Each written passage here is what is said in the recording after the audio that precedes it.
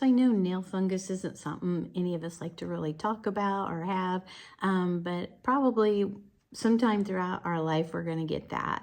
And I actually had it come up on one of my toes, and so I started looking for something that would help it, and I came across this nail repair pen. And they're actually in this little box. There is 4 pins that come like this, and it's actually really easy to use. What I like about it is you just twist this, and as you can see, it's kind of an orange gel color, and then you're just going to paint it on your actual nail.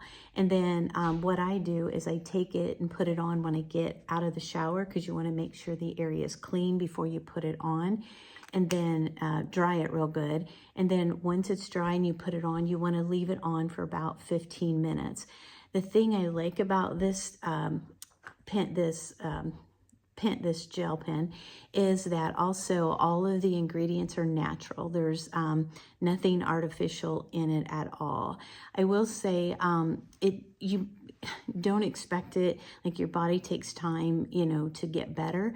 I know some people say they get results right away. With me, it takes about 3 weeks, and then I started noticing it looking much better, and then I just continue to keep using it so it doesn't come back. But I don't know, I just thought I would show you what it looks like, how easy it is to use.